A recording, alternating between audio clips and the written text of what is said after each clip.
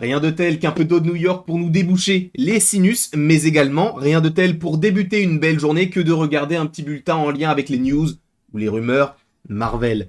Aujourd'hui, on va parler de l'avenir du MCU, ou en tout cas ce qu'aurait dû être l'avenir du MCU, et ça, vous allez voir que c'est plutôt intéressant.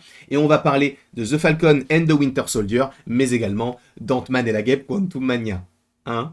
Oui, on va parler de Quantumania dans une vidéo bulletin, je ne pensais pas le faire, mais il va falloir en parler parce que c'est bizarre. Mais quoi qu'il en soit, alors attention, spoiler, si vous n'avez pas vu The Falcon and the Winter Soldier Endgame ou encore Quantum Mania, ne regardez pas la suite de cette vidéo puisque vous risqueriez d'être spoilé. Dans le cas contraire, restez, profitez et on va kiffer tout simplement aujourd'hui en parlant dans un premier temps de Spider-Man. Puisque oui, Can We Get Some Toast nous a dévoilé quelques petites choses plutôt intéressantes à se mettre sous la dent.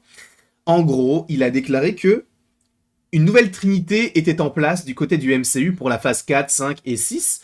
Et pourquoi une trinité? Tout simplement parce qu'a priori, à la base plutôt, eh bien nous avions Iron Man, Captain America et Thor, la trinité, chacun avait sa trilogie.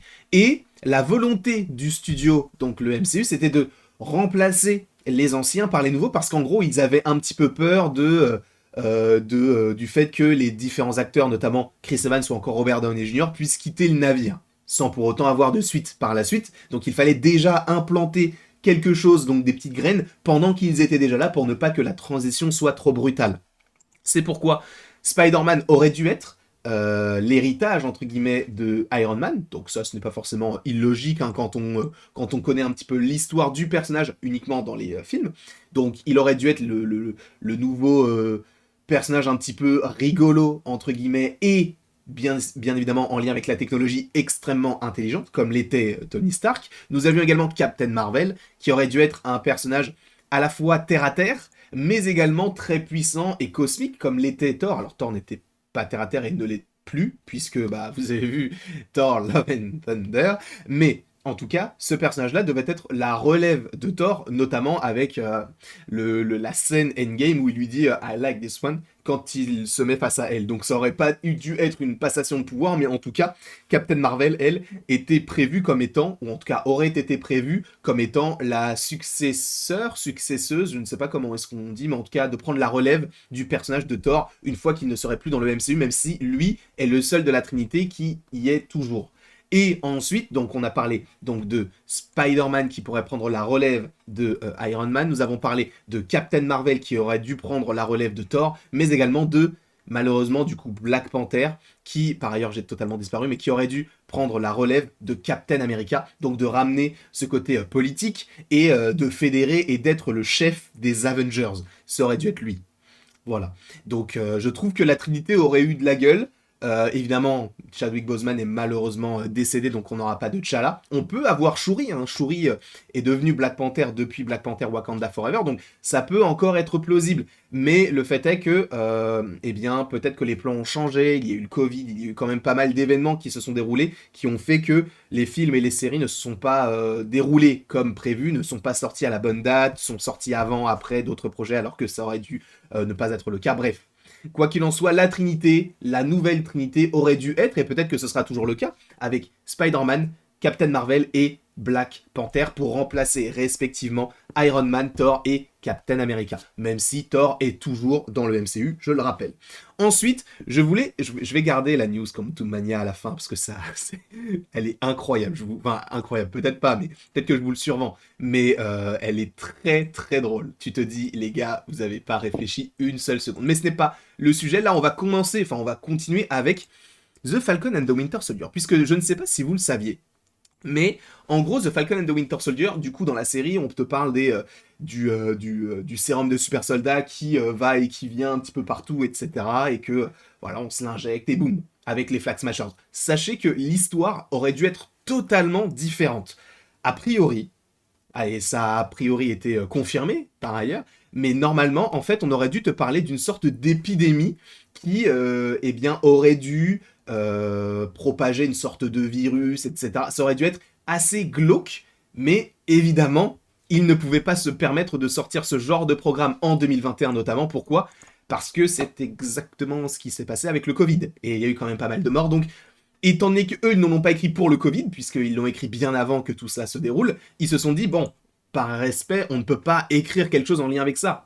C'est comme, je ne sais pas si vous le saviez, mais il y avait une scène de Spider-Man 1, je crois, ou 2, je ne sais plus, je crois que c'était le 1, qui était censé intégrer une scène avec les tours jumelles. Sauf que, étant donné qu'elles ont été détruites, avec les attentats du 11 septembre, etc., eh bien, ils n'ont pas laissé la scène puisque bah, ça aurait pu porter atteinte à certaines personnes. Donc là, ils ont fait un petit peu la même chose en supprimant donc une scène, enfin une scène ou en tout cas un, comment on appelle ça, un, mince, un pan de cette histoire, puisque je cite selon donc toujours le même roman, hein, MCU The Reign of Marvel Studios. Falcon and the Winter Soldier avait déjà annulé le tournage à Porto Rico après un tremblement de terre dévastateur en janvier 2020. La pandémie a non seulement forcé la série à interrompre un tournage à Prague, mais a également planifié une intrigue sur les héros se précipitant pour arrêter un tournage. D'accord. La maladie, la propagation rapide semble un peu trop proche de la réalité, en faisant référence bien évidemment au Covid. Et du coup, auparavant, alors qu'il était invité sur le podcast donc Fade to Black, le réalisateur The Falcon and the Winter Soldier Malcolm Spellman avait reconnu qu'il y avait une intrigue secondaire perdue. On m'a dit d'arrêter de dire ça en faisant référence au scénario perdu. J'ai adoré ça et cela n'avait rien à voir avec la pandémie. Je veux voir si nous pouvons convaincre certains écrivains de le faire en livre.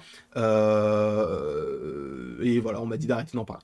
Parce que justement, en fait, si tu continues de dire ouais, non, mais en fait, vous avez vu The Falcon and the Winter Soldier, en fait, le scénario c'était pas ça. Mais t'inquiète, hein, tu peux kiffer. Si les gens de The Falcon and the Winter Soldier n'ont pas, enfin, qui ont regardé, n'ont pas aimé, ils vont se dire bah, sortez-nous la Director's Cut. Et bah pour le coup, ce n'est pas prévu, puisque c'était trop commun, c'était trop en lien avec, avec le Covid. Alors, c'était déjà une rumeur, ça existait déjà, certaines personnes disaient que oui, il y avait déjà ce projet-là qui était en place, mais voilà, là, ça, c'est pas confirmé, mais enfin, limite, voilà. Et ensuite, il fallait que je parle de ce projet-là, puisque, en gros, Marvel Studios s'est dit, en créant Quantum Mania, ça va être un banger. Vraiment, ils se sont dit, ça va marcher de fou, et ils ont été choqués de voir que le film ne marchait pas. Et avait reçu énormément de... Ils ont été choqués. Mais on va lire tout ça, tout cet article-là, bien évidemment, tous ensemble, puisque ce qui va nous intéresser, c'est ça. L'initiée Joanna Robinson, pareil, toujours dans le même livre. Voilà, toujours dans le même livre. Donc, encore une fois, ça peut être pris avec des pincettes, mais elle semble avoir des infos quand même plutôt sympas.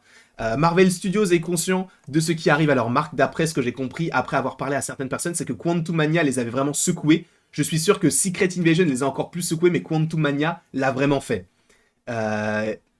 Ensuite, Robinson l'a expliqué, ce sentiment ne s'est pas avéré vrai, et Quantum Mania a reçu des critiques négatives, voilà. Et puis, ils ont diffusé, et les gens ne l'ont pas fait, ils se sont dit, oh non, notre baromètre interne n'est plus adapté à ce que veulent les gens. Avec Quantum Mania, ils disaient, nous avons sorti un banger, et puis ce n'est pas beaucoup ce que les gens ressentaient. Donc en gros, eux-mêmes se sont dit, les gars, MODOK, ça va être le méchant de notre phase 12.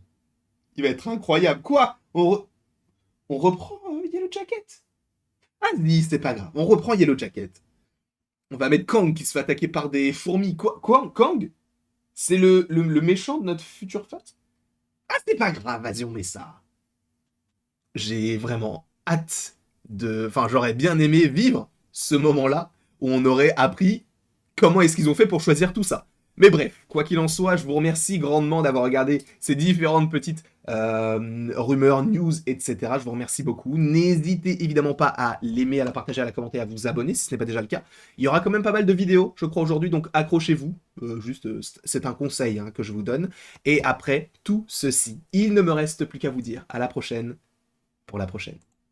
Et bien sûr, sache que tu peux aimer, partager, commenter et même t'abonner si ce n'est pas déjà le cas, mais évidemment, tu n'es absolument pas obligé de le faire. Vraiment. Mais jeudi soir, dans la nuit du jeudi au vendredi, petit live Spider-Man 2. Ah, la bise.